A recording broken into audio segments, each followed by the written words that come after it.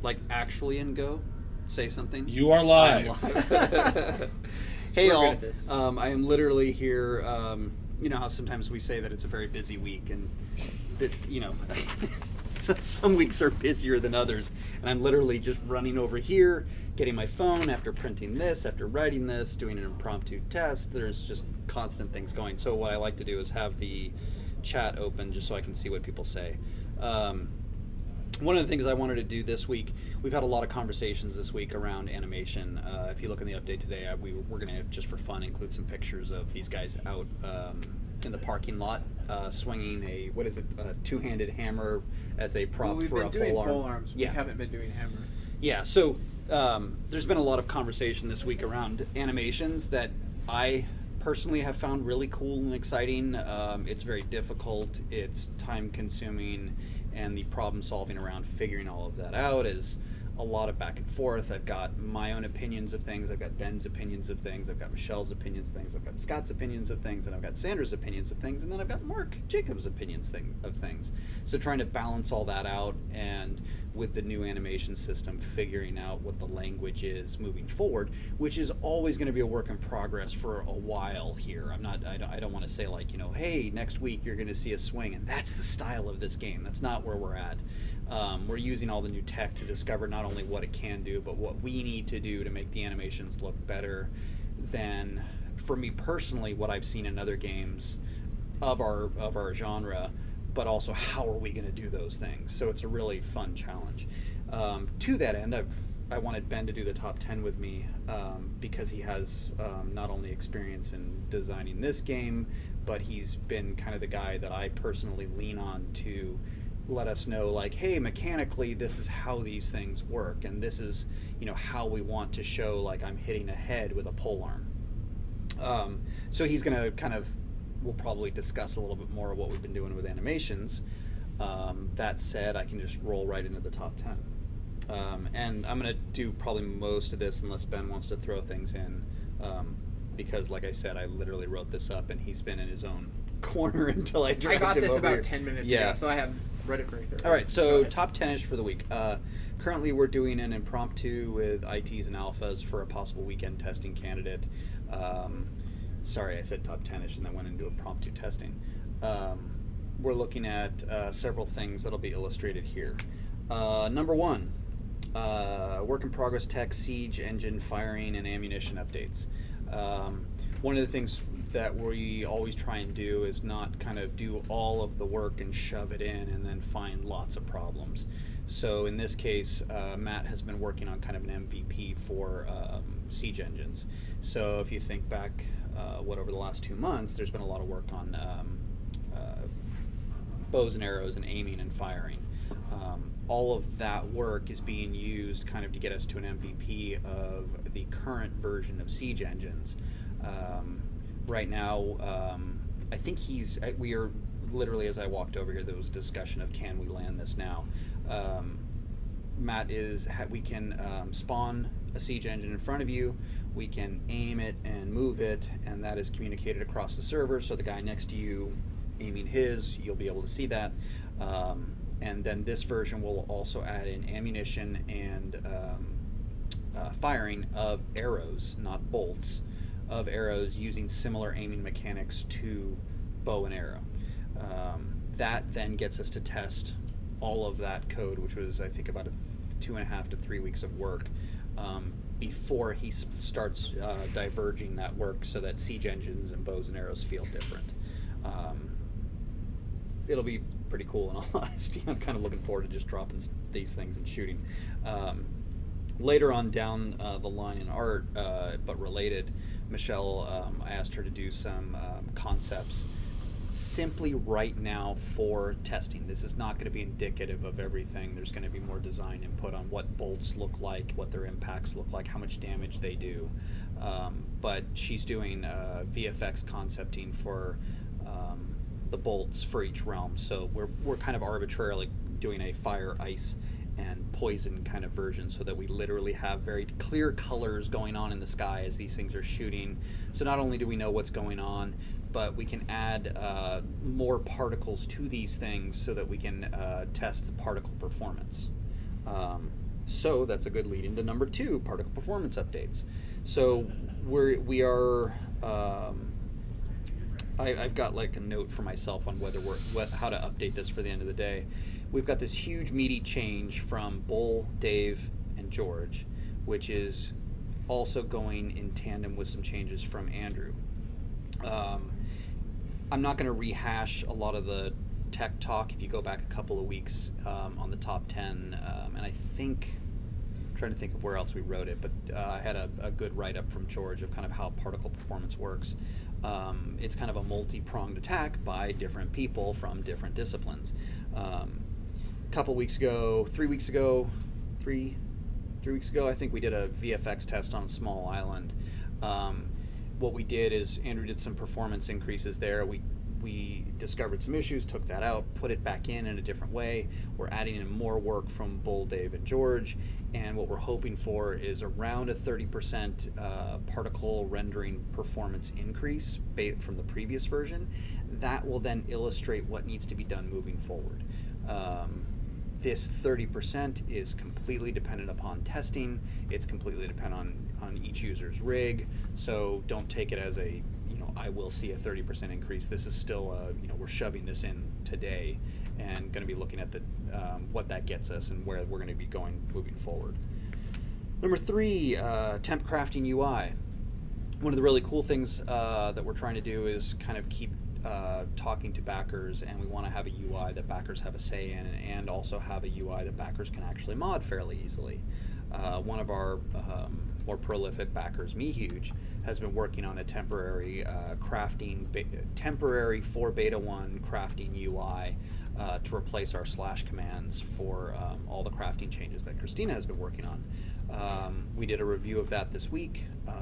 We shot it back with a couple of bugs, and it needs a couple of features that Christina added recently, but then you should be able to push buttons. So if any of you who helped us out with the crafting test, which was very explicit, do exactly these steps, you'll see that the tech actually worked. We just now will have buttons to make it all easier and more of a good user experience.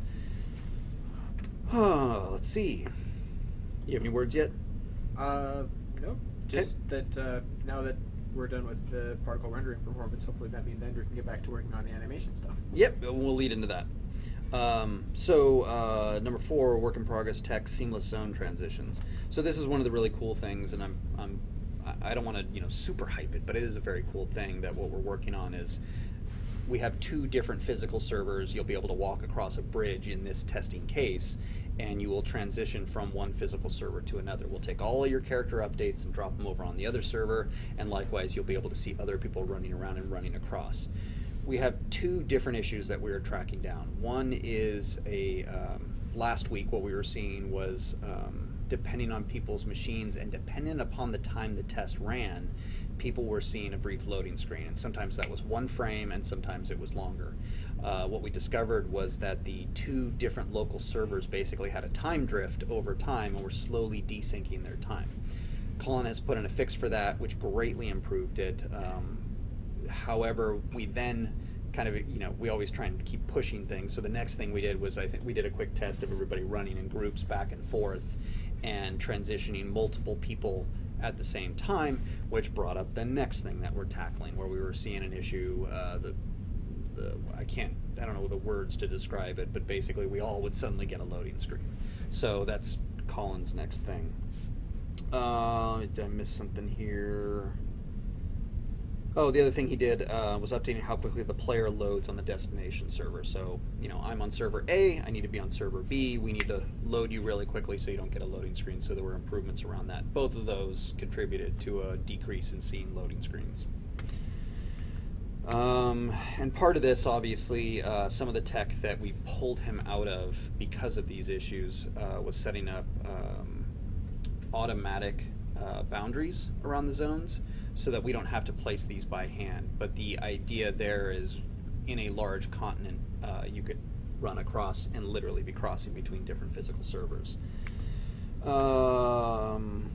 There's still a lot more work to do on that. Yeah. So you can get projectiles going across things. Yeah, or we not still resetting your entity and making you revert back to your basic stance. Yeah, and stuff so like that. so what he's speaking to is like you'd be in combat stance and you'd cross over, and then what your default? Well, your is default is combat Yeah. stance. So You'd any be in other travel. stance, if you have an advanced Yeah. combat stance like fighters have, you'd revert back to the basic Yeah. combat stance. If you're in travel, you bounce back to combat stance. Yes. If you're in the middle of activating an ability, that ability gets canceled. So there's still some things that happen. Yeah, so we're still working on the just moving back and forth is seamless, and then we'll start getting into all the other pieces. Yeah. that So, Ben but just eventually, mentioned. it should be that you don't even notice that you're moving from one server to another, so that it is actually completely seamless. Which means that we can put these borders anywhere, and you won't even know that they're there. There's just a big open world that you can run around, and you don't even have to know that you're moving from one server to another. Yeah, I mean it's a very well, I don't want to oversell it's a very difficult, but I know it is a difficult task, and it is a very cool piece of tech that will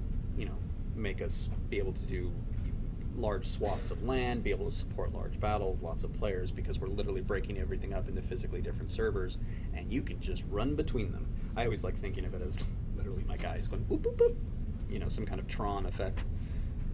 Let's see. Work in progress tech building metrics. So where we are headed with buildings, we have to do a bunch of work kind of for where we're heading with it. A while ago, Brad did some work on buildings to support future work around curved surfaces. Similarly, Rob's done a bit of a refactor around buildings that we've tested over the last couple of weeks. It's gotten minimal testing so far. That's why it's in the impromptu right now. Just use buildings, use plots, build on them, destroy them, take other people's plots. That better refactor will make it easier not only for us to do the future work, but also find problems. Specific to problems, a lot of this week from Rob has been spent on adding in metrics to buildings to particularly look for a couple of different issues we're seeing right now. One of them is a delay that is related to the impromptu we're doing right now, where you may swing or shoot. You will damage a building and then see a slight delay of the damage taken on the blocks. And what we're testing right now is, do the number of players damaging something at a time increase that delay? So if you're an IT or alpha backer and you've got 5 minutes, it'd be great if you go in and beat on a building.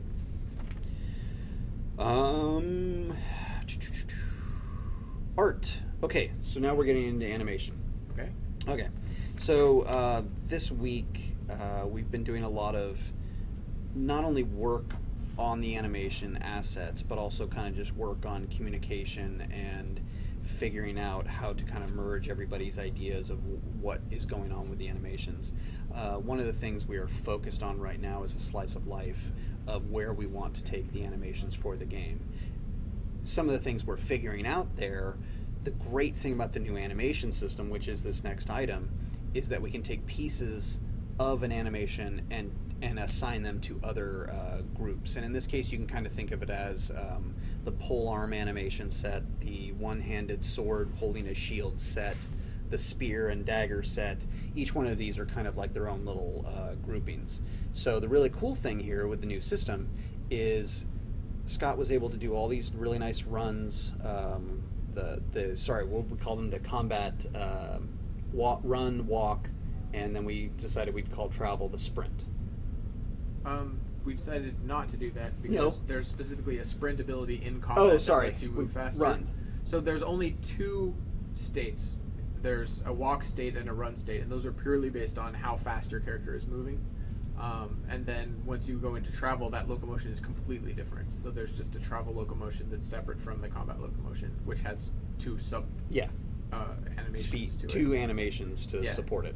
And this is one of the things we've been doing, is trying to put some extra effort into what will make something look good versus just taking one animation and slowing it down or speeding it up. We actually transition between different animations as you move slower or faster. And because we have, server-side physics, we have physics on the client, and you're going up and down hills, you actually slow down and speed up, and then you bump into other players. So we did a whole bunch of work on those animations. We did a whole bunch of work on the jumps, whether you're standing or whether you're running or whether you jump and fall. All of this was supported from Andrew. If you want any kind of insight on this, there's some really cool streams on this where Scott is either actually doing the asset work or Andrew is doing the coding work. They're really good streams to have an insight into the work that this takes. The cool thing here is we took all of that kind of lower body stuff and we added it to all these other sets. So while we focus on this one kind of slice of life of kind of where we want to take the animation quality and look and feel, some of these pieces that we do are applicable and can be added to all the other ones. So this week, Scott spent a couple of days just adding all the runs and jumps to all the other sets. And we've done a whole lot of discussion on just kind of how we're going to start working on different arms doing different things. And I mean, a really good example of this that I was actually unaware of at the time whether we needed new tech is if we animate this arm and we do a flinch for it. So I'm a one-handed sword and over here I'm a shield, and we do a flinch. So the character takes damage and he does like a little bit of a knockback. We can actually animate the upper body to do this. We can animate each one of these arms doing just a little, jerk, and then we can put them together and they will all play simultaneously, and they will actually pad out their timing and match them so they'll all play at the same time. A really cool thing. Just like every one of these things, we're going to try it out, we're going to look at it, we're going to see if it looks good, and we're going to put forth the extra work and effort if it doesn't. We're just going to try and figure out what those little pieces are that'll make it look really nice. I think that covers what I wrote there. What I wanted to do in this top 10 was really explain what I have just explained. So it's very clear kind of not only how cool the tech is, but how we're using it to not only just work on one piece, but bring up the other ones to give us more time. We're a tiny team. We got to work smart. Do you have any words there? Not especially. That's pretty much Pole arm is where you started getting Yeah. in there. Why don't you start talking about pole arm? So we're trying to work out an actual set of animations for combat that are not based on the old animations that we've previously done, so that we can consolidate them down into fewer animation segments that don't have loops. If you've seen some of our older combat footage, you can see sections where the character is sort of holding in a preparation phase of their ability, so they'll bring their arm back and they'll just wait, and then they'll swing forward. We were finding that we just got too much negative feedback from that, and that it wasn't conveying the timing eloquently enough, so we decided to take that away. So now, instead of having any kind of a looping time, what you have is a speed up or slow down. So as that hand draws back, it'll either happen faster or it'll happen slower. And then once it's back there and then you start doing the attack always plays at the same rate. So that breakdown of, instead of having like a looping segment of the animation and having a stretch and a compress to the prior segment, the preparation segment and the recovery segment as well, means that the breakdown of animations is just different than it was previously. And so now we're trying to build out animations with that framework. We've run into some issues there because the way that we've been trying to accomplish that was sharing some of these sections. So we were trying to share the preparation and the recovery. I mean, you can illustrate this as my prep is I get ready to swing, and my recover as I come back from swinging. The issue that Ben is speaking to is we had to end. Yeah, the beginning and the end had to be the same, and so the swing, what happened in the middle, didn't have a whole lot of differentiation possible, because you always had to start in the same place, you always had to end in the same place. What happened in the middle could be different, but it couldn't be that different because it would end up ending somewhere it didn't begin. So we sort of were saying, maybe let's not do that and let's make there be more difference. So Sandra's trying some new animations based on that feedback, and we'll see where it ends up. And part of this is just figuring out kind of what the restrictions are, and figuring out which ones to remove, which ones to solve with tech, which ones to solve with art. And in this case, it was very clear that if we really wanted to convey the difference in the swings, the easy illustration is I aim for your head, but I end here. I aim for your body, but I end here. I aim for your legs, but I end here. It gets a little bit difficult to actually see whether that guy over there is lobbing off heads, or if this guy's over here trying to clip legs. So by picking a piece of this, say the mid, and saying you can just end in a different place, it frees the artist up to actually not only have more fun and to be a little bit more creative, but it also allows us to make sure that when you see 3 different swings, you can go, oh, that one is different than the other one, and it will convey where the guy's targeting. And like I've said, just as a reminder, while we figure this out, we're kind of covering some of the old animations. So as we continue testing, you'll see some new animations, you'll see some old animations, you'll see guys running with new animations and old animations, and it'll become more apparent as we test these things. So more art. John finished up a whole bunch of Viking and TDD helmets this week, which finishes up kind of the helmet pass. We now have 24 helmets. John says he's got one more helmet because he wants to get it to 25 for some arbitrary reason. And what we'll do is next week we'll do a quick review of all the materials and everything, and we'll kind of set these aside for import. And what we want to do with them is make them something that's craftable during beta 1, so that you guys can have just kind of different flair, as I've kept calling it. Robust flair. Robust flair. Detailed and robust flair. Dion, so one of the things we did this week, I think if you look at the newsletter, there's a picture of me looking at just a giant screen of pine forest trees. One of the things we did, there's not any real magic, just a bunch of grunt work here to go back and look at the pine trees, do better LODing with them. And remember, this is also not only the neutral pine trees, the TDD, the Arthurian, and the Viking, so we do everything several times to get all this set up. And we saw a significant frame rate increase when it was just a giant screen full of forest, which was great. And the cool thing is we still have plenty of leeway, or what am I trying to say? We have more room to improve upon frame rate just in different areas that aren't LODing. She also got a pass on a bunch of ferns that I wasn't allowed to check in previously because they were used in a VFX testing map, and we brought those down. We ripped out probably 2/3 of the polys and added LODs, so it's a significant increase. And part of the reasoning for this is I'm less worried about you walking up to a fern and being like, well, that's the most beautiful fern ever. I'm more worried about you walking into a lush environment with trees and ferns and rocks and pine cones and logs and something that really feels like a forest, but we can also maintain that level of density because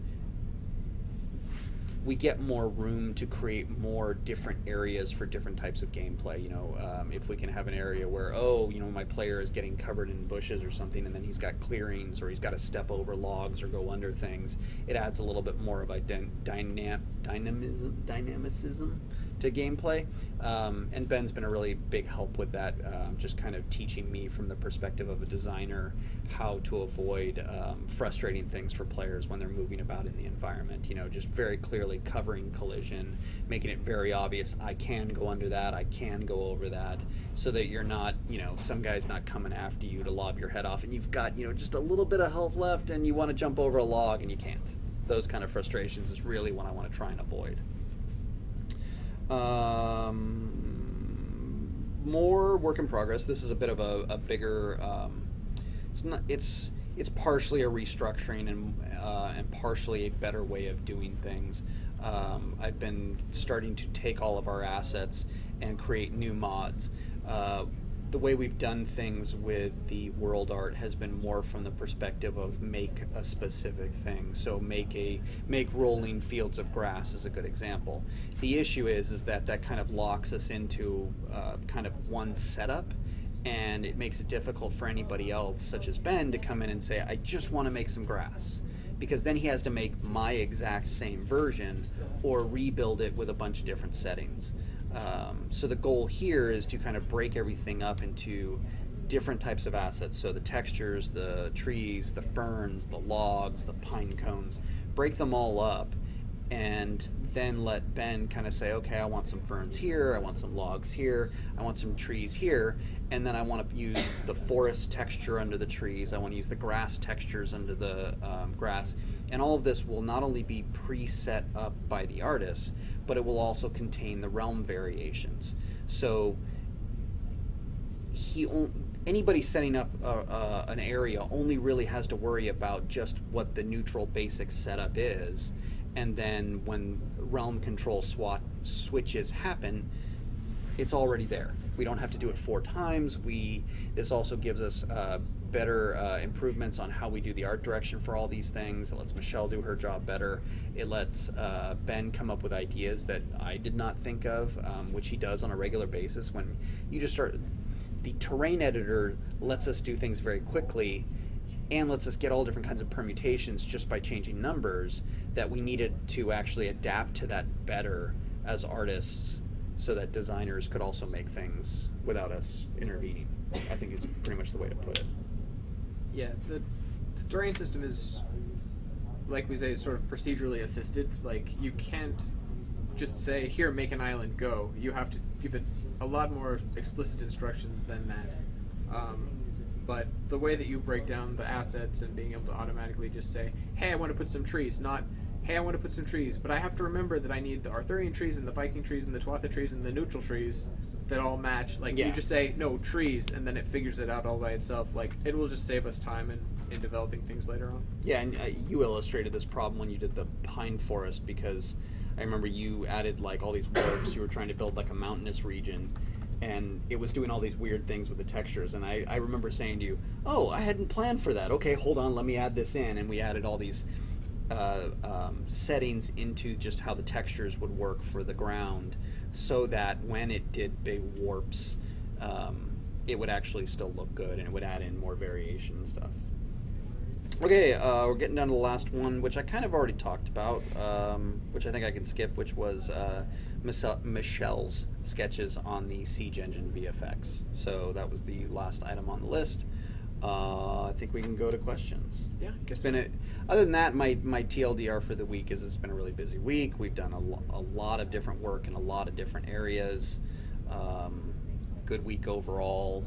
Still moving towards beta. A lot of organizational things. Yeah, aren't and even game features. Yeah, organization too. Like conversations around animation and how we talk about things. Literally the words we use, and it's one of those things that you don't understand until you work in an office with a bunch of people who may not be exactly like you. We all have different versions of things. So even this week was just, I messed it up already today when I said sprint. That was a thing with Ben and I where I was like, okay, we're using different words. We got to get on the same page. All right, write up your questions on art and design for these two guys. While you're writing them up, I'm going to play the Q&A intro. Who are you? Turn the stove off. Did I hear a suck? Do you like my shirt?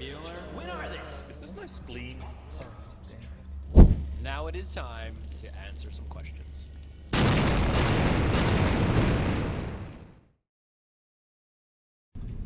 Okay. So one of the things, Ben and I are getting distracted. Dion's working on this cool. So one of the tech pieces that's not for Beta 1 is the bubble tech, where you would go down into a mine. So for Beta 1, what we're doing is we're kind of making these above ground entrances where you would go in and gather your resources. And she's literally walking around in the little mine over there, and Mike's helping her put candles and torches and stuff on it so that it feels like a nice little mine space that you would walk into and get stone and metal. So One of the things we haven't done yet is like organic interiors, right? Yeah. So that's Yeah. sort of a new thing for us to try to figure out, especially as far as like lighting and things. that go. reminds me, I could give her some interesting pieces of art for that. Yeah. Okay, I've totally digressed that. Let's get to those questions. Dandavia asks, are there any plans to incorporate inverse kinematics into the animation system? It already does to some extent. Any of the IK stuff, I think what we're talking about is, my feet adjust to the height map and things like that. We do not have plans at this time to do that because it is a lot of work. If we had time sometime in the future, but it's not something we're going to spend time on right now. We simply have too much work around all the other things, all the other cool things we want to do with combat. We want to, just literally we start talking about all the permutations of all the different weapons and all the different actions with the combat system, and the fact that we've got server-side physics and what can happen to a player's body. There's so many animations and pieces there that are also going to require tech that the IK part has been taken out at the early stages. Odilvik asks, given the range of spells, we may find we are fighting at the intersection of 3 island servers. Will the game engine support casting a spell on one server, passing through a second, and hitting a target on a third? I would say don't think of it as like island servers, because as we get into larger play space like we have in the later game, once we have the map where islands can be merged and break apart, like they're just servers that are responsible for a certain amount of space in the world. So yeah, if there's if it's on a grid, right, you could have 4 corners of a grid where a fight is happening exactly on the axis of where those intersect, and yeah, it's supposed to be able to hand off a projectile between zones. So if it's having to hand it off between 2 or more zones, it would just, whenever it gets to the border, hand off to the next one and continue on its way. That's the thing that we would like for it to be able to do. We haven't gotten to do it yet. Like Tyler said, the step that we're on right now is just handing off players walking across from one server to another. The first step we did was the portals, right? You would walk into a portal and it would teleport you. And now we're doing a bridge where you can walk across the bridge seamlessly theoretically without a loading screen, and you'll just walk from one place to another. And then the next thing will be, hey, can we get to where we're persisting the player state so we're not losing our stances and things? That's because it's actually resetting and creating a new entity on the other server, right? So once it's persisting all of that through, it should also be able to get to the point where it can persist projectiles and allow you to be in the middle of activating an ability and have the ability activating as you're walking across that border and continue. So all of that stuff should make it so where you can't tell if you're fighting on the border between 2 zones or you're just in the middle of a zone somewhere. Sacrix asks, what happened to not playing the UI and moving away from that with CU, moving to visualization, parenthesis, healing vision? The latest UI looks like a jet fighter. How will that work with Raid UI? I hope it doesn't look like a jet fighter, does it? I understand where he's going. It makes sense. We're trying not to overdo the UI, but since we haven't gotten into the more advanced visual effects features for doing like healer vision yet, like that's going to be like a full screen overlay, and we're going to have sensitivity for where the players are on the screen and highlighting on their bodies for the different things. That's a complicated feature, and we don't have that yet, and that's going to be something that if we're going to do it, we'll have to take some prototyping and further development that's going to happen later once the visual effects system is more solidified. So for right now, it's going to look more like it looks now in the screenshots or the mock-ups that you guys have seen, where just everything is literally spelled out in the HUD. The unit frames are pretty standard for what you would see in another MMO, except that they're way more complicated because we have wounds and body parts and all these other things. So that's what it looks like for now. But whether it stays 100% that way, whether we can shift some of that exclusively to the overlays and healer vision sort of things, or whether it just ends up being both of those with some settings that you can configure and turn things on and off based on your personal preferences, we'll see where it ends up. But that's, it is the goal to try to convey as much as we can visually on the characters. But that's not something that we've fully realized yet, and so once again, as we're getting into beta and as we're initially doing testing, things need to be conveyed somehow, and so the way that we're doing a lot of that, for the moment at least, is through UI. Perhaps that answers this next question. Miatalis asks, without the UI, what information can we get about character state? Can I tell mine or someone else's wounds, buffs, and debuffs by looking at animations or effects? That's a good question we can start talking about. Do you want me to just go? You can if you know the answer to that. Well, I was going to say, on the animation side of things, part of that is this discovery as we go down, getting through some of the basics of swinging, making sure those look good, figuring out the language of those. And we start getting into, am I wounded? I think is a good test case, similar to like Ben has been working with on encumbrance right now. And one of the things we've talked about is when you become overly encumbered, not just slowing down a walk, but actually having the guy look like he's encumbered. So part of the reasoning for putting time into a new animation system was to give us the time for a small team to add those little nuances. And because we can take the basic runs and put them on everybody, it gives us time to start working on, like a race-specific run or a gender-specific run. And in this case, a good example would be, am I wounded? It gives us more time to, we're going to kind of talk about this live. We've talked about this before, but my arm is wounded. Does my arm hang? And since I can actually create animations specific to this and then override them, so where 1 minute I had a sword and a shield, and I'm doing my swings and my blocks and everything, and I'm bashing someone, you could get to a state where this is wounded, and just jump in if I say this incorrectly, where then we would override this with a different state where like, oh, I'm wounded and now I'm, dragging and I'm now pairing with my movements in that case. Another thing I can also say is similar to what we said about different swings conveying what the player is doing. You can tell travel stance and combat stance. You'll have your weapons out. You'll be in a more aggressive stance. You'll move slower. Travel, you'll have your weapons away. You'll be in a totally different animation. We've also talked about preps and recover phases as an additional way to show status effects.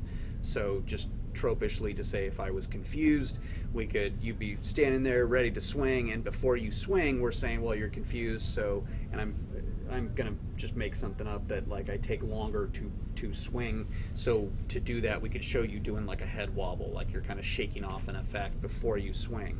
What we're trying to do is convey all that to the player in the animations. So none of that is in the game at the moment. Yeah, that's where we're headed. The travel stance versus combat stance is, but Yeah. that's a very sort of basic version of that, of conveying player state. So it's conveying stance by the character looks different in different stances. There's, I think, a few animations that are dependent on like offensive versus defensive stance, but that hasn't gone very far either.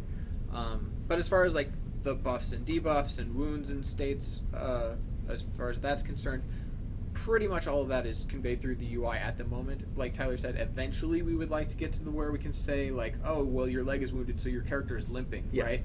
But that's a limping animation, and it has to detect that status effect is the cause of that animation to play when the character moves, and so that's not in the game yet. So right now it's just in the UI. There's a segment of the health bar that shows as locked when there's a wound, because what the wound does effectively is not only causes a debuff to your character that makes you a bit slower if it's a leg wound, but also blocks off a section of health that can't be healed until the wound is cured. So it is conveyed in the UI. Right now it's exclusively in the UI. Eventually we would also like that to be conveyed on the character itself. Just by looking at a guy, you can tell, oh, that guy's limping, that means he's slow. Yeah, and we're rolling through better versions of things with better tools for VFX, better tools for sounds, better tools for animations, so that we can actually start stitching these pieces together. And that's one of the things I'm tackling this week.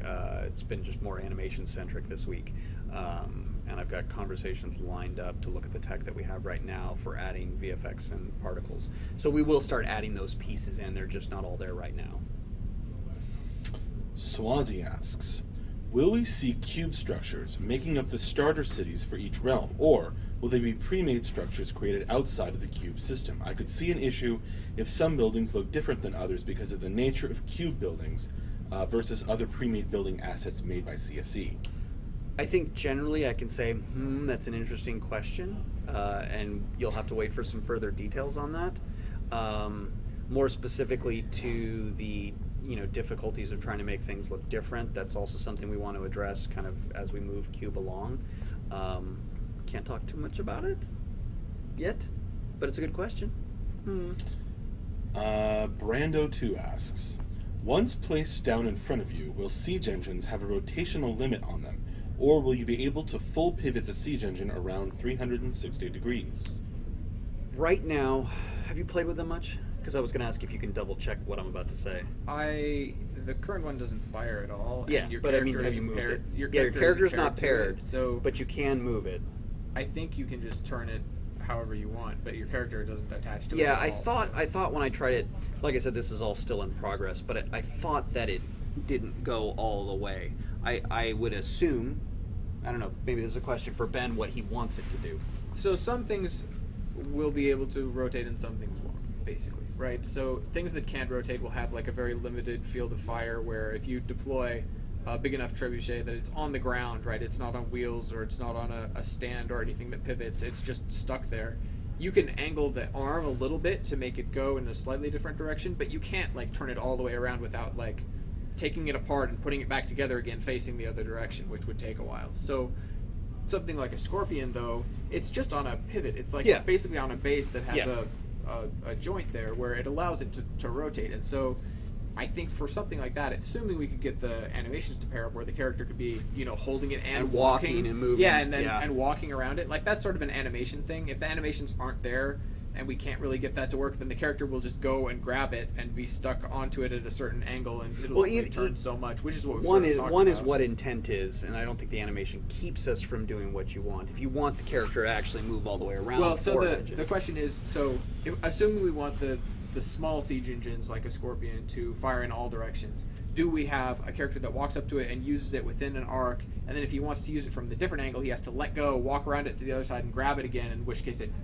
turns around, so we don't have okay, I see what you're the saying. paired character holding the thing. Does and my being character locked to it actively and- move with it, and or does traversing he- only around the Yeah. So there's some subtlety there to how exactly that works, but we should be able to, in some way, allow for sub-siege engines to function in any direction that you want them to, not necessarily contiguously, where you can be continually firing in 360 degrees, but where you could aim it in any given direction and approach it from any angle and have it face the direction Yeah. that you're facing, while others will probably require you to redeploy them if you really want a big, heavy, fixed thing to move and face in a completely different direction than the one in which you deployed it. There you go. Adric Cortesia asks, skills progress with usage. Killing a foe with a great fireball will increase great plus fire plus ball. What about supporter classes who only support other classes with buffs like speed? How likely is it that those classes will have an advantage over regular fighter classes who need a valid target to progress? E.g., a supporter can stand in the middle of the city and just spam speed buffs to everyone around. So this is an important question as far as the progression system is concerned. There's a concept in the progression system of context, right? And so it's sort of the same thing of the fireball, right? So if you just shoot a fireball and you don't hit anybody, there's context of like, what did it do? Well, it didn't do anything, and therefore you either get no progression or greatly reduced progression, depending on exactly the metrics of that.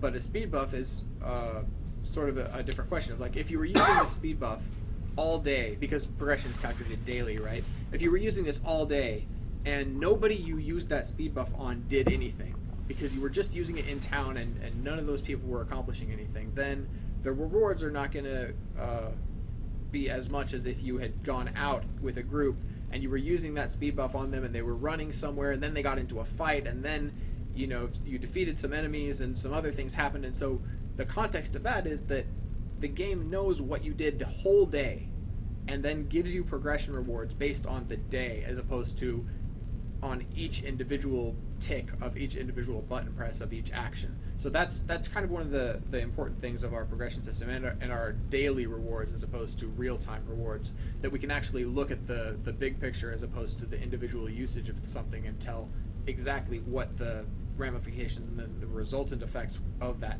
activation were. Richard Tavadon asks, you mentioned neutral territory. Is that going to be something that exists only at the start of the game, or will it be possible for, say, Arthurian land to become neutral instead of straight to Viking?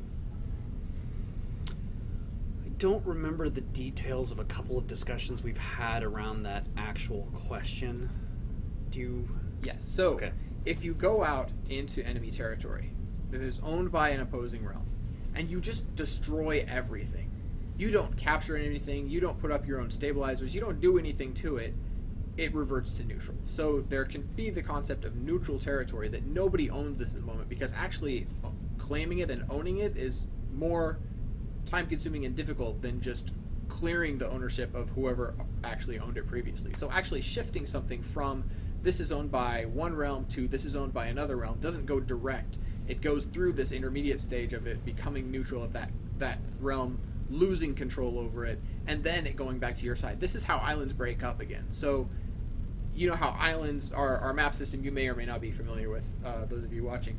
Our map system is built on islands, and as a realm gains full control of an island, that island merges into sort of a continent for that realm's controlled territories. But there are still free-floating islands out there that aren't part of any realm's territory, and the reason that the game doesn't end up with just 3 big continents and no free-floating islands is that these islands do become neutral again, and that detaches them from the continent that was contiguous with their realm and puts them back out in the middle of ocean again. And so we'll see how it actually plays out in the actual game, how much territory tends to be realm controlled versus how much territory becomes neutral and remains neutral, throughout the life cycle of the game on different shards. But the idea of it, at least, is that there is this neutral state, and that things sort of have a natural state to them that can be reverted to. But if a realm actually takes control of it and puts up all the stabilizers and does all the things that are going to be eventually necessary to accomplish that then the island looks like it's for their realm. It has realm-specific assets and different textures and everything, and it also moves in the world towards their side of the map and their territory.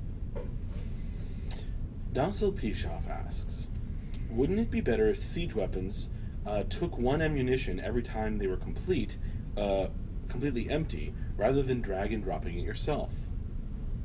I'm not sure I understand the question. You say it again? Maybe, Docile Pishoff, if you could clarify, I'll ask it again. Wouldn't it be better if siege weapons took 1 ammunition every time it's complete empty, rather than drag and drop it yourself? Oh, maybe he can clarify, but it maybe sounds like he's saying, do I have to load it each single time, put the ammunition down and put it in, or versus it auto grabs it? I think that's what he's asking, but let's wait until he clarifies it. All right. CU Rec asks, I understand that support class speed songs stack with the travel stance benefit. How do you envision that this will affect solo players who don't have a support speed? Will they have any opportunity for some type of counterplay besides relying on camo? Or will they be easily caught by groups with support speed? So that's a really tricky question. So group speed being faster than solo speed does mean that groups can catch solo players effectively, right? It also sort of means tangentially that large groups of players that are disorganized, where it's just a whole bunch of people that aren't necessarily in groups, especially in balanced groups where each one has a support character, those are going to be slower. So if you just have a big mass of people running around together, that group is going to be slower than a small group that is, I shouldn't say that group because of overloading words, that large number of people that are not grouped properly are going to move around the world slower than a single group that has a support class that's providing speed to everybody. As far as solo characters, the ability of a full group to defeat a solo character is already almost absolute, right? The number of solo characters that can actually beat a full group in combat is probably relatively minimal. There might be some edge cases where that's possible, but for the most part, that's almost not a possibility. So the only thing that a solo character can hope to do is evade those groups, right? And so for the classes that are especially good at soloing, there's going to be some specific mechanics for them to accomplish that.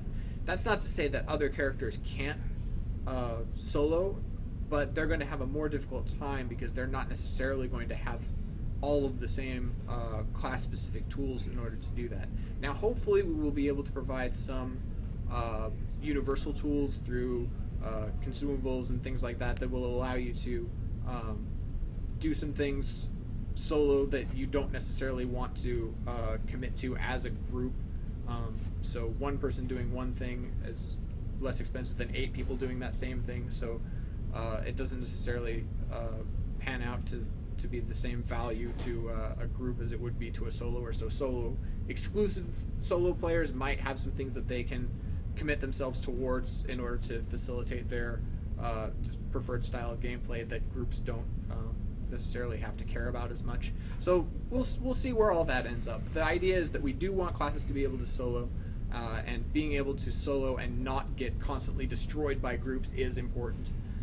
But there will be some interesting mechanics there that we have to fully work out as the game moves along, and as we see basically how the players approach the game in general, and how the problems arise and where they come from when we get into the play spaces that we have, the distances that we have, the map layouts and density of objectives and things like that, and how all of those things get pieced together.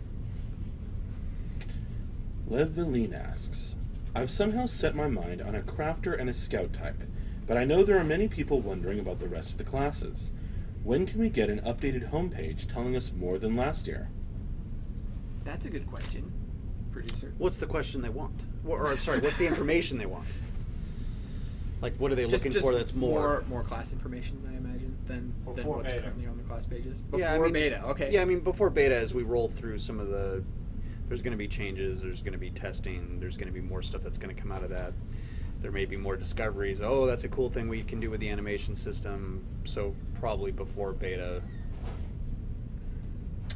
Dussel Pishoff, as a clarification, you were correct on what you thought they were asking. Is it an auto loading versus player loaded siege engines? I think the Scorpion actually is. I think it has, what basically amounts to a hopper, so you just put a bunch of ammunition into it and then it works until it runs out. Larger things are intended not to be that way, so you have to reload the trebuchet every time that it fires. But it'll reload from an ammo pool, so it's not like you have to go back to the store and get another trebuchet rock to put back on it. That'll actually be a fun thing to animate. Chewy Lewis wants to know, Chewy Lewis. do you use conditioner in your beard? Do you, Ben? No, I do not. I use do. Beard conditioner.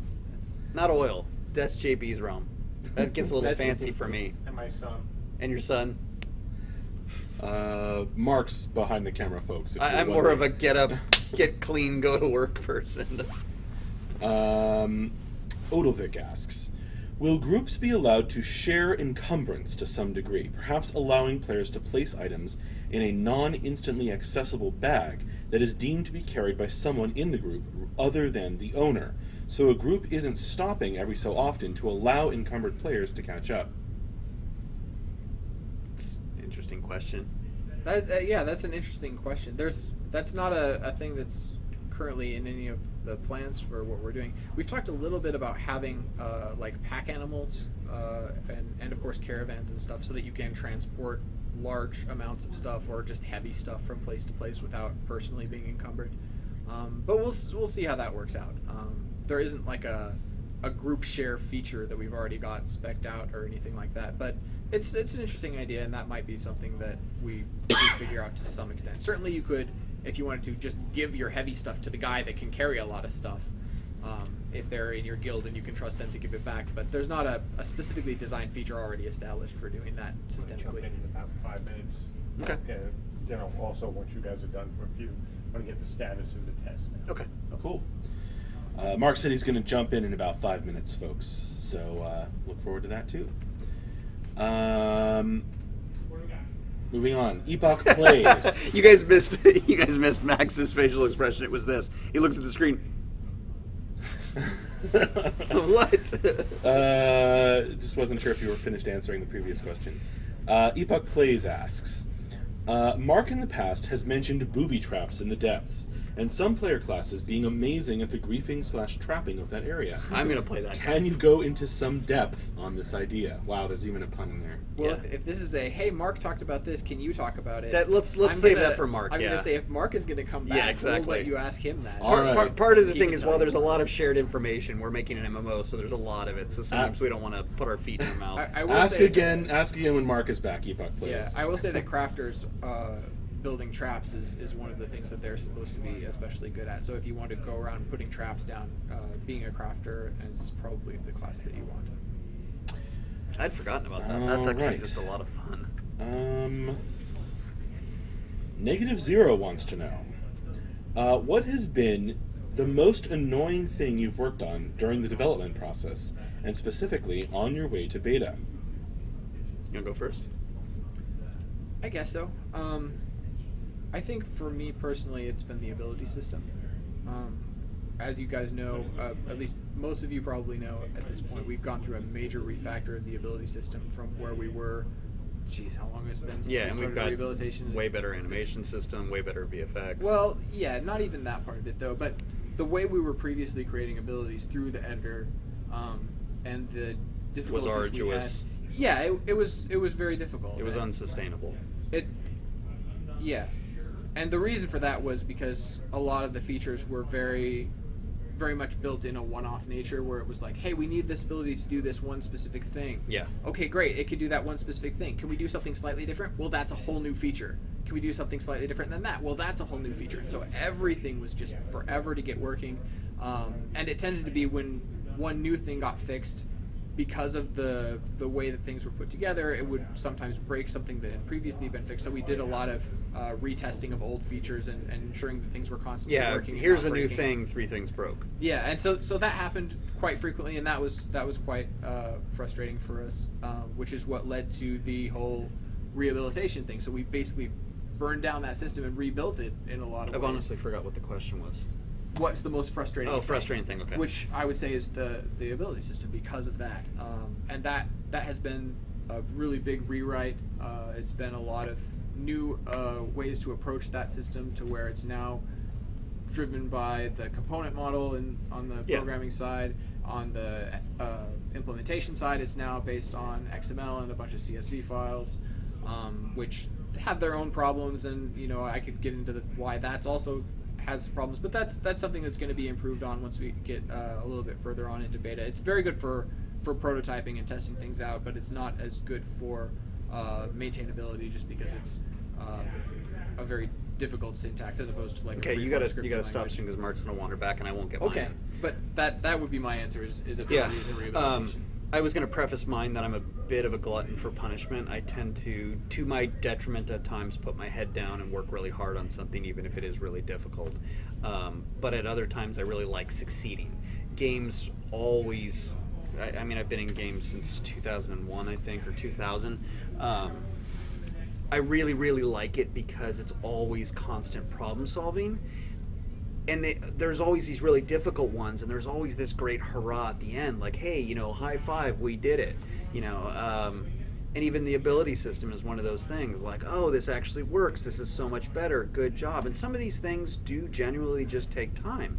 And from a producer perspective, but also doing art, for me, one of the more frustrating things has... Specifically on your way to beta. Specifically on the way to beta, I think right now is where I'm delving into is probably going to be the frustrating part, is managing how do you make an MMO with a small team in an intelligent way with a lot of smart people with really smart tools. How do I merge those as they apply to animation? How do I merge those as they apply to the ability system? How do I merge those as they apply to the VFX? How do I merge those as they apply to sound? I think that potential clusterfuck and trying to make sure that it doesn't turn into a clusterfuck is the hard part. I mean, there's a reason why a lot of people don't do MMOs. They're really hard to do, and the joke I kind of continually make is, hey, come on down, we're making an MMO, it's gonna be fun. There's a lot of difficulty in this. So I think, and as much as I like it and I like the problem solving, I think that's my next thing that we're working on, is putting all those pieces together, and from a producer's perspective, not only managing the people's concerns, the people's desires, all the different disciplines that go into making a guy run around, swing a sword, play a sound, play a VFX, that also communicates what's exactly going on, and then you throw 500 players into it. There's a lot of really, really sexy, fun problems, and that's the glutton for punishment part of it that I really want to get into, and I think that's going to be the big hurdle. But I can hear Mark talking away over there, so I don't know what's going on. All right. They're trying to orchestrate a test. Okay. Yeah, they're talking about test stuff. Let's keep going then. Leveline asks, with the body part targeting, can you end up with a Monty Python character totally grounded and presumably screaming insults? Well, that would be brilliant, I think, but Yeah, we don't. it doesn't go quite that far. We don't have limb removal. Yeah, so you can't actually have limbs severed, at least so far. But per what I was saying about the animation system, where this arm is wounded, this arm is wounded, and I've got my legs clipped. I don't know if you guys can see me when I stand up. Potentially, you could have like a limped arm, barely moving. I don't know how you foresee that. Yeah, so basically, if you have extreme damage to all of your body parts, right, you will have wounds to your arms and your legs and your torso and your head, and that will make your attacks much slower, it will make your movement much slower, it will make you regenerate your stamina much slower, and you will be possibly just suffering persistent blood loss. Yeah, but that's all so behind all the of scenes. these things. Where's my Monty Python guy? Well, what I'm saying is that's as bad as things can get, right? And then you die. So Yeah. there's never a state where you're like on the ground, unable to move, Yeah. unable to attack. It's just that you've lost a bunch of potential. So your I'm movement moving really potential slow. is low. It's not rooted. So your here's a attack question. potential is very slow. It's not. You have no attacks anymore. And one of the things we're rolling into based on, how we hook up different arms and stuff is talking about these, like wounded state or something like that. If I'm totally wounded and this arm is jacked, what's the expectation for the player at that point? Am I able to still swing? Yes, Okay. and that's what I was saying, is that you can still do everything when you are as damaged as you can possibly be before you die. It's just that you're very bad at everything. Okay. Right? So it won't be a good thing to be very wounded, and especially trauma effects, which are the things you get immediately following a wound. So in a world without time requirements to actually make all the animations and hook everything up, what is my arm doing at that point? Would it be kind of like a wobbly off to the side holding my sword? If we were fully animating this, we would have to figure out, what does every attack look like with your arm wounded? Maybe we're doing decaling on the armor so that you have like blood splotches and either like, I wouldn't say cracks necessarily, Very but clearly but your armor has fucked been up. like dented and chopped up, and like your arm just looks like it's totally messed up. So you can look at a guy And and maybe be a like, different animation. yeah, and maybe he's really struggling to do his sword swings that have a lot better technique normally. So if we had all the time in the world to make it fully just visualized curious. like that, that's what I would like to have happen. Okay. Ready? Yeah. Are you folks, replacing Mark's both of gonna us, or join just us. me, and you want to stick with Ben, design, what? You guys can go back. Okay. This is going to be quick. I just didn't get a chance to be in this, obviously, at all because of stuff. So I thought I'd jump in, give them a chance to ask some questions. They already to have me. some questions for you. I'm Yeah, sure there they was do. one that we were like, oh, Mark's I'm going to come sure back. they do. Well, have a seat.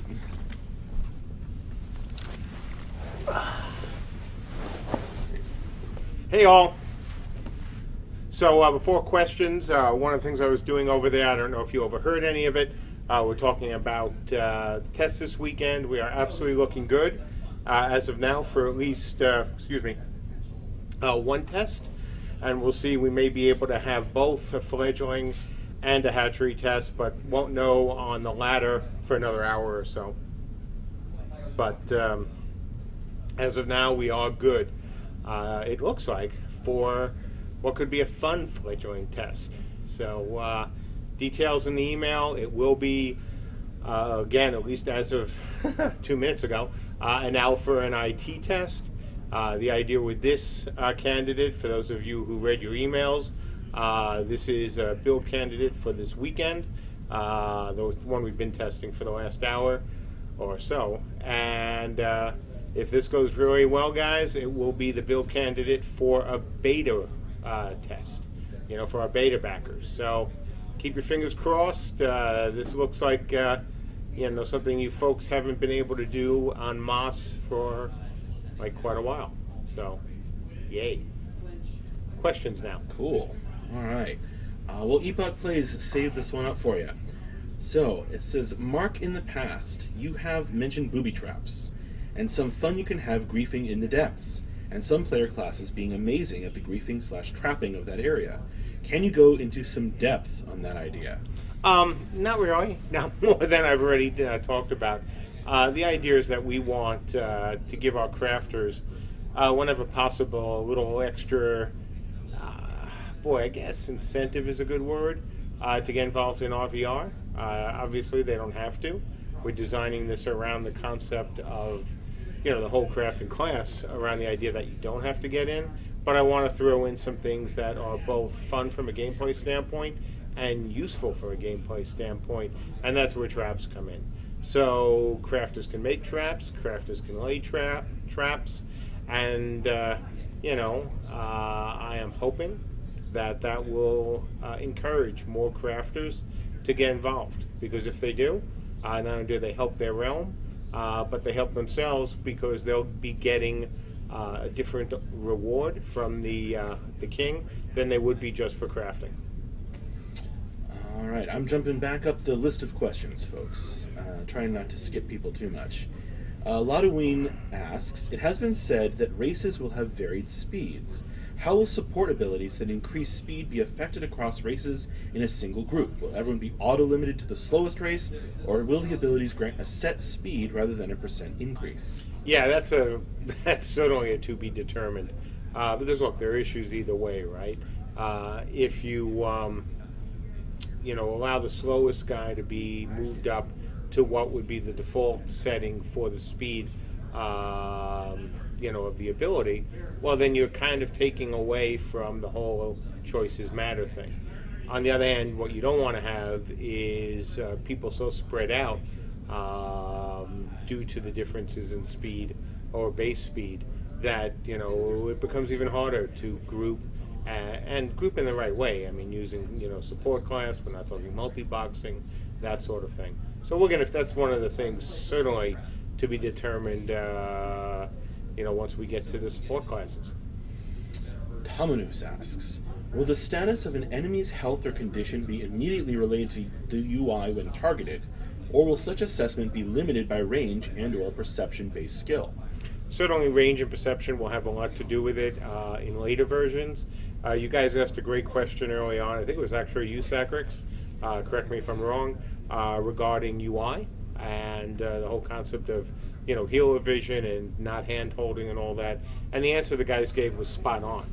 That right now, and certainly for Beta 1, Beta 2, we want to get as much information to the players as we can. Look, we need to test things, and we need to be sure that everything is kind of working the way we want it to.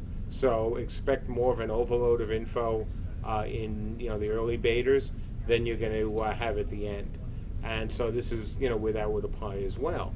That if you have a UI where you can bypass the whole choices matter by being able to see somebody 3,000 yards away or see their current condition using a UI element, well, that would be kind of bad. If you have an ability to do that, that would be good. But the UI would be bad. So, hopefully that answers the question. Certainly, we have no intention of going back on what we had said initially about not making the final version of the UI so powerful that it defeats the entire purpose of some things or some choices that you folks make when you pick, your race class combos. John Fisher asks, will players get the option to name their cities? And if so, will the city's name show up on the game's map so others can see? Well, yeah, you can name everything. It's not just, a town or even a city if you could actually build one. You can name your keep.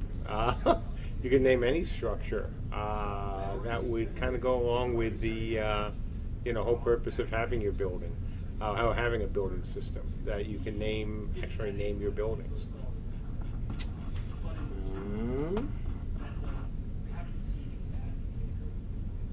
Okay. Docile Pishoff asks, in what state is your 30 days of beta sheet? Last time I heard, you wanted to make a second version of it. It's in Virginia. Thanks very much for asking. No, sorry. I got to get at least one in during these, and that was just a perfect setup. So thank you. What state? It's actually in very good state. It's been through a couple revs, and it's not gospel yet, but it's getting close to being gospel. So yeah, all is well. Real Life Gabo asks, will there be some siege engines besides Rams that will require multiple people to use? Funny you mention that. We were talking about that this week. The answer, of course, is yes. The whole point of having meaningful sieges is forcing people to cooperate. That's what this game is all about. This is not a solo PvE, game. This is a game where you folks are engaging in RVR. And if you want to take down the bigger, badder castles out there, and the bigger, badder structures out there, you guys and gals got to work together. And what better way to encourage / force people to do so than siege engines that actually require you folks to work together. So, yep, don't expect that, except obviously in Beta 1, that one person can man something that's meant for multiple people to man, or as we bring in other, more interesting siege engines than we're starting with, that those can also be run by one person. That would kind of defeat the whole purpose, both of cooperation and also of, just kind of logic. If we want these to have these really elaborate, really powerful siege weapons, then yeah, you have to pay a price for it. And it's not just the price of the materials, it's not just the price of actually getting them there. Yeah, the groups that can work together, the realm that can work together to get the right people there, to man them, they're going to succeed better, than the other side. Which is also for those of you who may be worrying about that statement, just think about the impact of that on individuals who would try to raid at like 4 in the morning, or even small groups that tried to raid at 4 in the morning. They wouldn't be able to use the same kind of weaponry that the larger groups would be able to use. So, just a good thing to keep in mind. Vesir1 asks, can two realms both build a stabilizer on one island? Oh, sure. You're going to have to be able to do that unless the islands are teeny tiny. There's going to, I don't want to say the game is stabilizer wars, but yeah, of course. Part of the purpose of the stabilizers, as you folks remember, from what we talked about during the Kickstarter, is to take control, help take control, stabilize the island, and help bring it back to your realm. If you can only have one stabilizer per realm, then that would sort of make that way too easy on the realm that got there first. So, yep, there'll be multiple stabilizers on islands. One of the things you'd have to do, let's say that you're an Arthurian and you want to take this whole island, you've got to make sure that you take out those other stabilizers. Make sure that you've taken the plots of the other realm. Make sure that, or even if you haven't taken all the plots, that you can destroy the stabilizers. Things will go much better once you do that.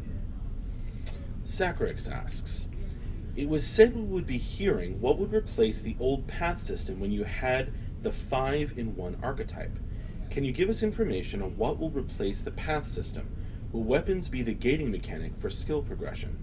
No more details on that right yet. Will weapons be a gating factor? For some attacks, sure. I mean, if we say that, this is an attack that's made, for a Mjolnir's hammer, you couldn't actually use that for a sword. But there'll be other attacks that won't be weapon gated. So it'll be a combination, of the two. Leveline asks, as Ben says about soloers versus groups, it will vary and then vary some more. But as a fighter solo should be dead meat versus a group, will a scout type have a slip-out ability? Oh, sure. I mean, if the scouts couldn't, you don't want to say it's a get-out-of-jail-free card, because that makes the scouts a bit too powerful.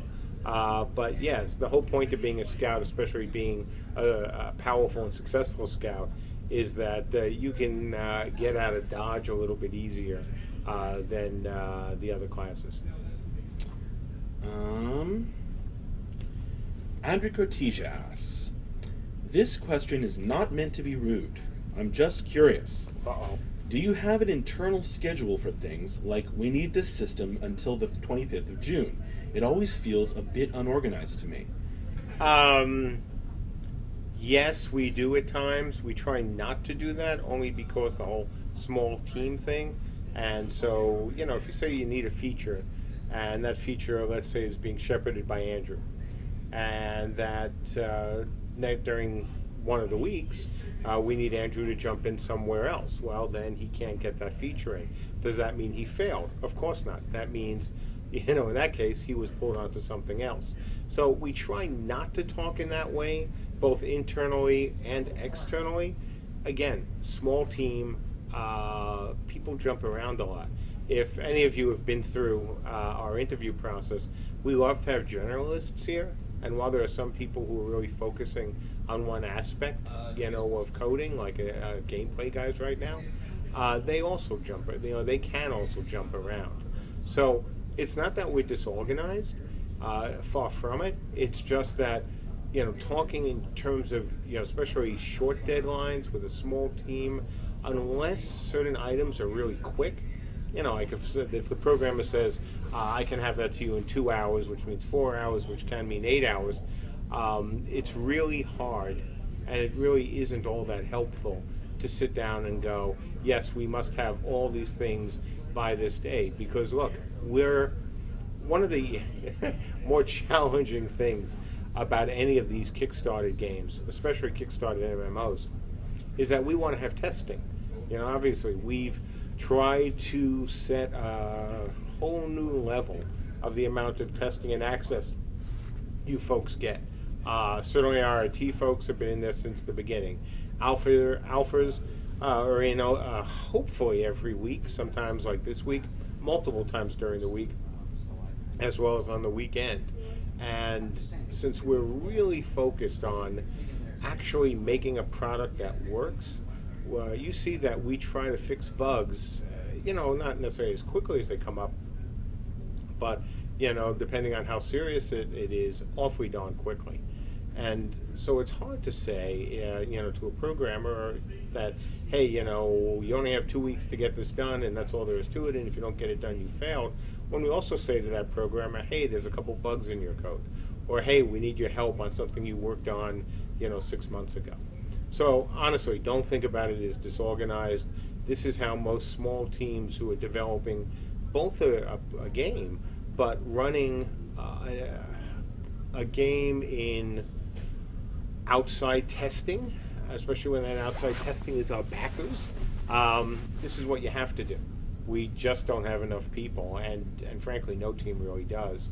Not Kickstarter team for an MMO, to say, oh yes, we're always going to make these dates while they're running the kind of tests that we are and fixing bugs. It just, I don't want to say it doesn't happen, but I'm always skeptical of folks who might seem a little bit too accurate in date predictions. It makes me feel like, did they pre-cook those dates? Did they already have the stuff done, or were pretty,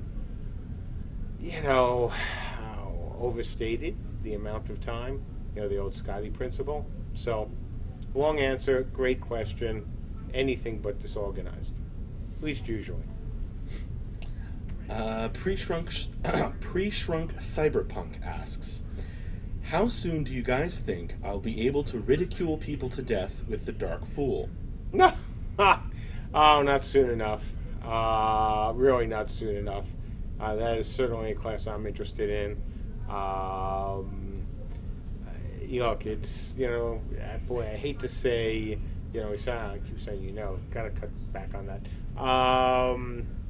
The problem is with making any dates, just as I, could lead in, talked about, we really are focused on trying not to deliver a game quickly, but to deliver it in a great state.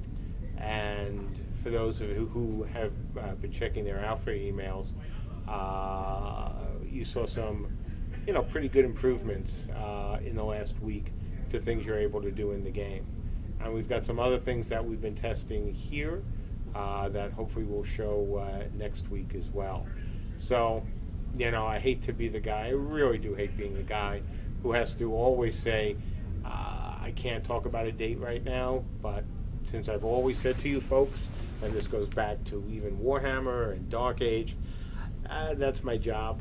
I have to come here and be willing to say to you folks, hey, be patient, or hey, we're sorry, the whole mea culpa thing. So I wish I could give you more details right now. The only thing I will say, and I said this on the forums, so I'm happy to say this here, the next 60 days are really important, to us. Really important. We have a lot of systems going in and a lot of systems nearing completion, at least first pass completion.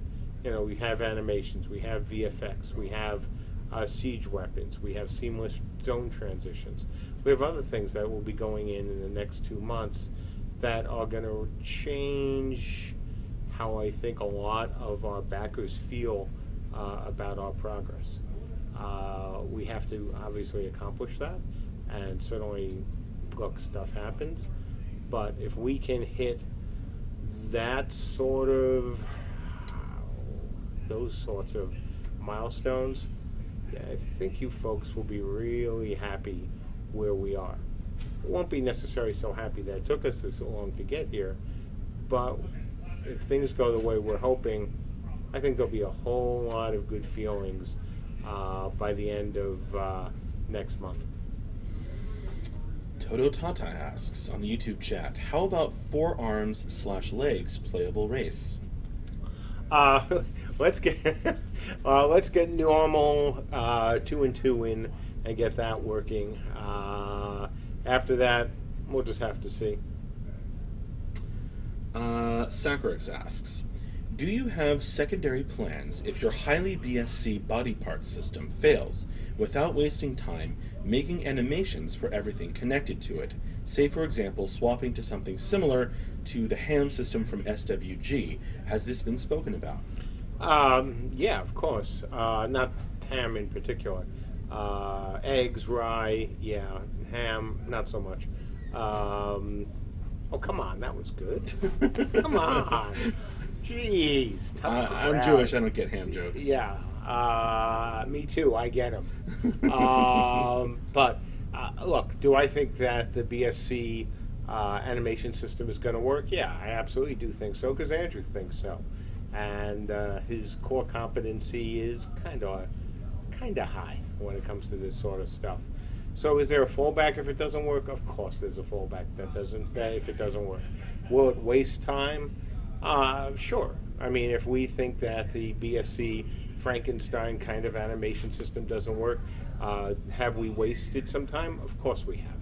But that's the whole point. You try to do these sorts of things. You know, we're not trying to build a BSC animation system just to build a BSC animation system. Frankly, we're not even trying to build a BSC animation system. We're trying to build a very powerful tool for our animators, not for being BSC, but for, you know, being very useful, not only in this game, but other games. So, you know, certainly we've talked about, hey, if this doesn't work, but I am pretty confident in Andrew. Odilvik asks, from Nazgul, does no handholding mean it will be a hardcore game, as some of our backers are asking for on the forums? You're way ahead of me. Yeah, I read the post. See, not bad. I could say that, you know, I'm using my psychic powers. Actually, no, I just read that same thing on the forums. Yeah, I actually do pay attention. Is this going to be a no hand-holding game? Is it going to be a hardcore game, as some people say they want, which I believe is the quote? Look, in some ways, yeah. The answer is we haven't changed our minds about anything, at least not anything we've told you folks about. And we haven't changed our mind about anything we haven't told you folks about either. So we're still going down the same path that we were going before. Yeah, no change. Will some people consider that hardcore? Probably. Others won't consider it hardcore enough. It's why I've tried to stay away from, you know, phrases like that in a lot of, you know, instances, because look, this is, you know, like beauty is in the eye of the beholder, so is hardcore in the eye of the beholder, as is even old school.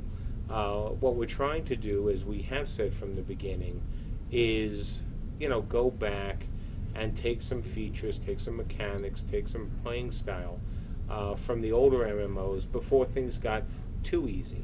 And, you know, will some people, again, like it because it's hardcore to them? Sure. Some won't think we've gone far enough. The bottom line is, as always, have we created something that's fun and that satisfies our backers? That's what we're going for. C-Rec asks, it was mentioned that several styles of play will be supported. Can you tell us what that means to you for different styles of play to have support? Oh, sure. So that's an easy one. You know, several styles of play to me has always meant pretty much the same thing. That we're not designing this game for soloers. We're not designing this game for 8-man. We're not defining this game for any one particular, you know, group of players.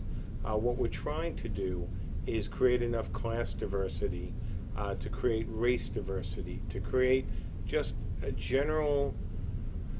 generally diverse enough game with diverse enough goals that people who are, who enjoy different play styles, including those who do want to try to run around in a Zerg, who can enjoy the game. Now, it doesn't mean they're going to succeed. We're not going to try and make a healing class that can solo and kill people right and left, because that's not the point. This is not a PvE game. This is not a game that's meant for everybody. So there'll be some things that you won't be able to do in this game. If you say, well, Mark, I want to play a pure healer who can go out and play by himself and have tons of success. Yeah, not happening. Mainly because the whole point of a healer, a pure healer, is to actually work with other people, play with other people, and heal other people. So that's what I mean by, what we always mean by different play styles. This is not going to be a one-size-fits-all where all the classes, can do all the same things and can have all the same success, whether playing as part of groups, whether playing solo, whether playing Zerg. That I think is the best way to explain it. Lev Villain asks, as we all know, we have found our perfect for us game. How can we be hindered from gloating about it? Well, certainly, how can we hinder you is if we here at CSE don't deliver on what we need to deliver over the remainder of the year. That would certainly hinder your ability to do it. We don't intend to do that. As you folks have seen from the updates, we've been adding people to the team. We announced, the former president joining us. So that's, he's kind of old and decrepit, so we don't know. Talking about Andrew Jackson, folks. So, just in case you weren't up to speed on that. Well, they should have read the newsletter. Yeah, absolutely. And and we've done more, and we'll be talking about that as well. So that could obviously hinder you folks. We don't want to hinder you folks. That's the last thing that I want to do. But we also know that we have to give you more. And that's more gameplay, more game, and other things. And we kind of intend to do it. I think I posted this as well on the forums, or it might have been on Massively, don't remember, that one of the things that I'm starting to feel is that we are getting back to feeling like a game again.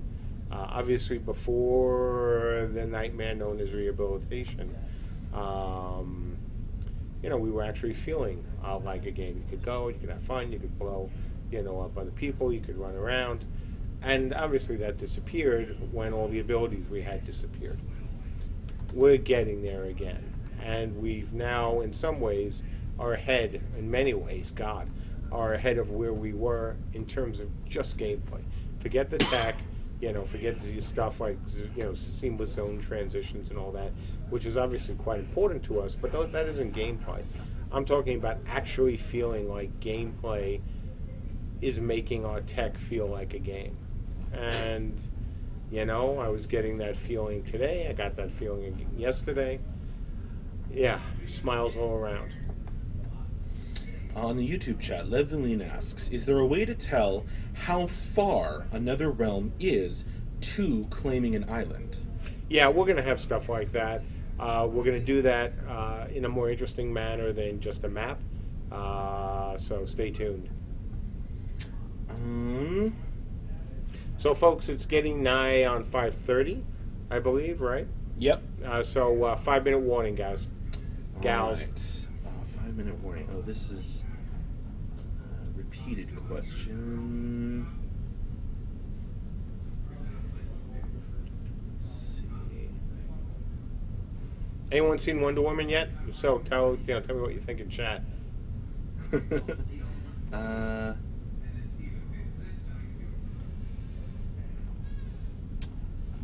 Looking for a question. We had a lot of discussion about hams and presidents and things like that.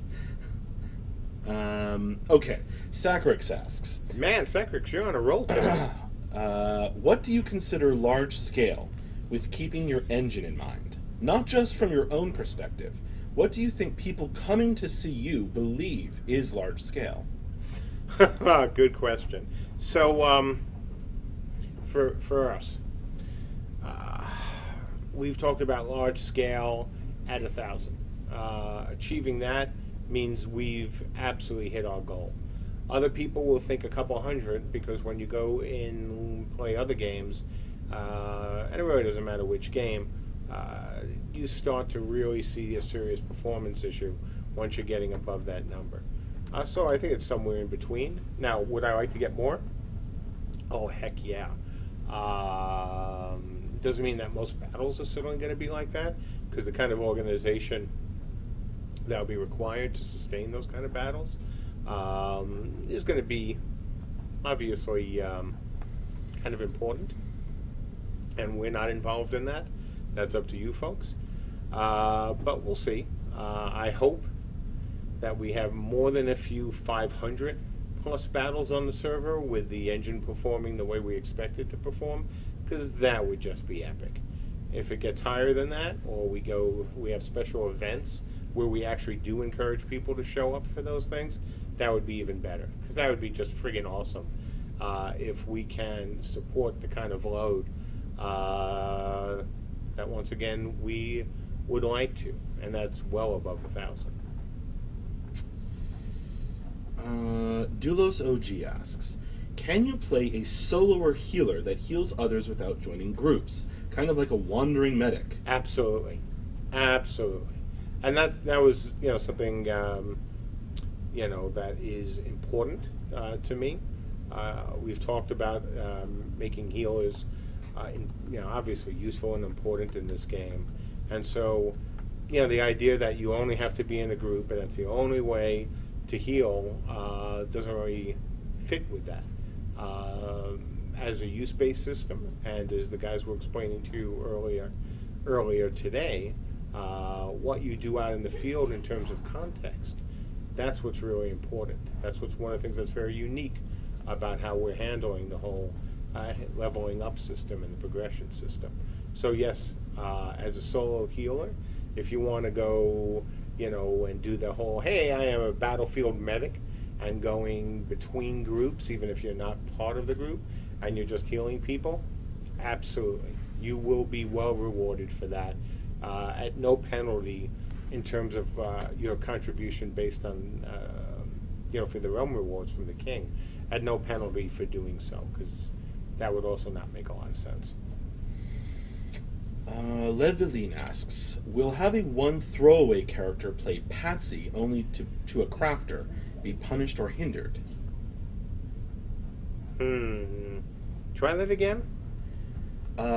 Having one throwaway character play Patsy only to a crafter be punished or hindered? I'm not sure what you mean by that.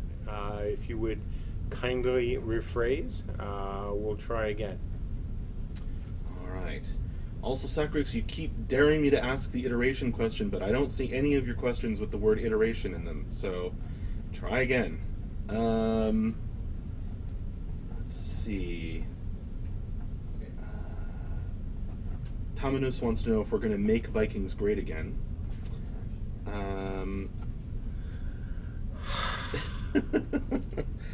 We're certainly trying. Odelvik asks, from Kev, according to the toss, it seems trash talk will not be allowed. How I strict? saw this question. Oh. Another Okay. question I saw on the forums. So it was pointed out on the forums that trash talking between realms is certainly not feasible, which it isn't. No different than it was with Dark Age of Camelot.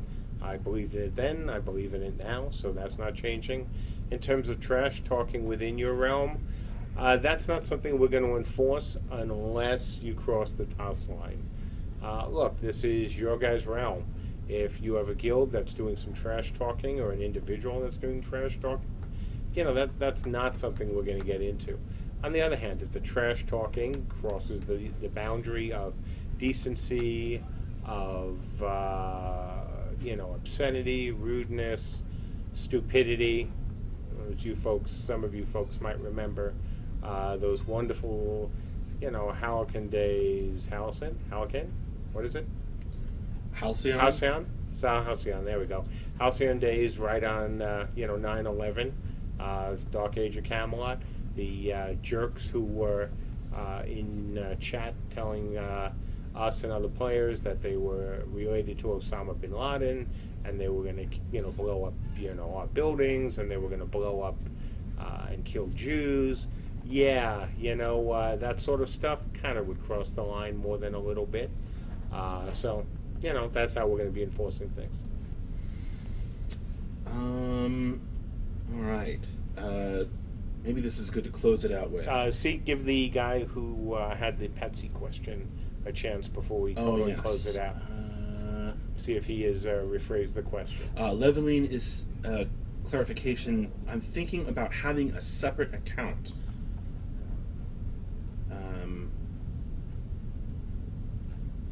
That's the only clarification Okay. I've got. I'm still not sure, so I'll take a stab at it. Feel free to correct me.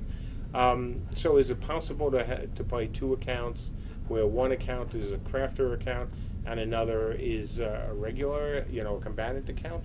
Sure. I mean, we have no issue with that. Obviously, we've spoken a lot about multi-boxing in the past, but having multiple accounts, I don't care. You want to share, stuff between the accounts? That's fine. It's not. That's not something we're going to enforce. It's just something that doesn't make sense. I have multiple accounts. Yeah, hang on one second. Hey, Tyler. Yeah. Coming to clean, so let's get the fridge emptied out, please. Yeah, this is Friday. Let everybody know about the priorities here. Well, hey, it's 5 o'clock. So, the reason I had to say that is today is clean out the fridge day, and sometimes we're not as quick about doing it as we should on a Friday. So just reminding people that we need to do that right now. So anyway, hopefully that answers the multiple account question. Let me know if it doesn't. All right. Ready? Sure.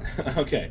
Abducted Gaming asks, with all the game elements currently going in and reaching completion, what is the one moment over the last couple months that has felt the most satisfying for you and the team? Well, I can't speak for the whole team. I'll just speak for myself. Actually, it was, today. Because we went in and we were testing the current build on Fledgling. And, we're blowing up buildings. And we're seeing destruction work the way it should. We're seeing, as you know from the email, we're seeing a little bit of lag, meaning, sometimes a half a second, sometimes a full second on building destruction. But we know we'll do much better than that soon. But even that's not too bad at all. So being able to run around and play an archer and make shots that, albeit they're very overpowered on purpose right now, so that I could make a line of destruction in a building and then watch, as the stability system was in play, and you'd see the little cracks in the stone appearing. Yeah, that made me feel really good. Obviously, we're not there yet. Archery isn't there yet. The animations aren't all hooked up and working. But the fact that I could simply grab a bow and start shooting at things, and this is, again, in a massively multiplayer environment where we have multiple buildings being destroyed at the same time and people firing their weapons at the same time, that made me feel real good. The other thing that also made me feel very good was the first pass at the seamless transitions between zones. Not because it's perfect, because obviously it's not, but even the first step in accomplishing that was a really big step. It's really cool tech, and it's not something that's just limited to, hey, I can go from one zone to another. You're going between servers, you're going between continents if we wanted to, and you're going between games. And that is just cool. So that also made me feel good. All right, are we ready to close out? Or We're ready to close All out. Okay, so hey, folks, thank you. I hope you enjoyed the extended Q&A with Tyler and Ben, and then with me. As I said now 30 minutes ago, we are definitely planning on having a test this weekend, hopefully 2 tests. When I sat down, we were good on fledgling. We're trying to get a couple cherry-picked improvements up there as well for one of the issues that happened during the last test. So hopefully that's gone in. I don't want to guarantee we'll have a test this weekend, but unless something weird happens in the next hour, I expect we will have a test. Now, there may be one of 2 types of tests. Either we'll have an entire weekend test, where it will just be a single island test, or we'll have 2 short, meaning 3 to 4 hour tests on Saturday and Sunday. The 3 to 4 hour tests would be multi-island tests, and as I've explained before, multi-island tests tend to cost a lot more money, and for folks, for a test where most people will not be logging on during off hours, we're just wasting money, which we obviously don't want to do. On the other hand, if it's a single island test, we will probably have it up all weekend, unless something bad has crept into the build, in which case it would only be a few hour test, tomorrow and Sunday. But we'll let you know. Again, as of now, I think we're looking good. We were looking good 40 minutes ago. So, keep your fingers crossed. And hopefully we'll have at least 1 test up. I'll also let you know we may leave hatchery up for ITs and alphas, depending on where we're at with some last minute things that we're trying to get into the build. So, having said that, as always, we wish you guys, a great weekend. We thank you for your support. We thank you for your patience. And believe it or not, and I can't blame people for not believing it, we are getting ever closer to Beta 1. This was, again, a really good week that has followed other very good weeks, and I can't wait to see what or how much the game is going to evolve, over the next 2 months. So with that, again, our thanks as always, and hopefully I'll see you in the game this weekend. And keep an eye out for our update emails as well. Oh yeah, and of course we're going to do a Friday update. This will be a top 10-ish update with Art. All right, see you later. See you, folks.